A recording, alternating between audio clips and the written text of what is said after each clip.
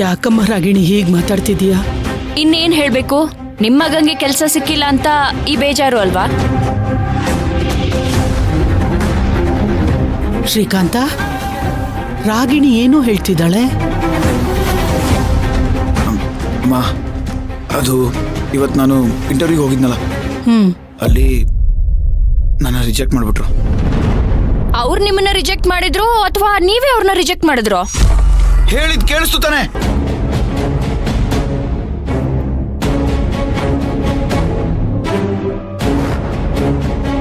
ಹೋಗ್ಲಿ ಬಿಡೋ, ಅಲ್ಲಿ ಸಿಗ್ಲಿಲ್ಲ ಅಂದ್ರೆ ಬೇರೆ ಕಡೆ ಹುಡುಕಿದ್ರೆ ಆಯ್ತು. ಹೋಗ್ಲಿ ಬಿಡು ಅನ್ನೋದಿಕ್ಕೆ ಅವ್ರೇನು ಒಂಟಿಯಾಗಿ ಜೀವನ ಮಾಡ್ತಾ ಇಲ್ಲ ಅತ್ತೆ. ನನ್ನ ಹೊಟ್ಟೆ ಬೆಳೀತಿದ್ದಾಗೆ ಅವ್ರ ಜವಾಬ್ದಾರಿನೂ ಜಾಸ್ತಿ ಆಗತ್ತೆ ಅನ್ನೋದನ್ನ ಅವ್ರು ಮರಿಬಾರ್ದು ತಾನೆ. ಹಾಗಂತ ಸಿಗದೇ ಇರೋ ಕೆಲ್ಸಕ್ಕೆ ಹೋಗು ಅಂದ್ರೆ ಆಗುತ್ತೇನಮ್ಮ? ಈಗಿನ ಕಾಲದಲ್ಲಿ ಎಷ್ಟು ಓದಿದ್ರೂ ಕೆಲಸ ಸಿಗೋದು ತುಂಬಾನೇ ಕಷ್ಟ. ಅದು ನಿಂಗೆ ಗೊತ್ತಲ್ವಮ್ಮ?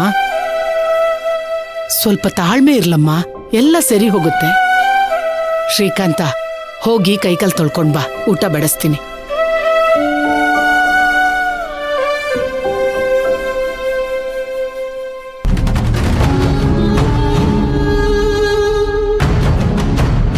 ಅಮ್ಮ ಮಗನ ಹೀಗೆ ಬಿಟ್ರೆ ಮತ್ತೆ ನಾನು ಇದೇ ಕೊಂಪೆಯಲ್ಲಿ ನರ್ಕ ಅನುಭವಿಸ್ಬೇಕಾಗತ್ತೆ.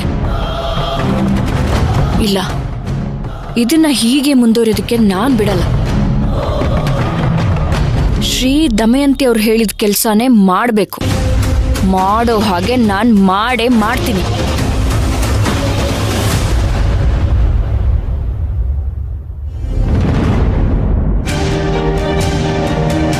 ಊರಿನ ಜನ ಬೆಳೆಗಳನ್ನ ಇನ್ಮೇಲೆ ನಮಗೆ ಮಾರಲ್ಲ ಅಂತ ಹೇಳ್ತಿದ್ದಾರೆ.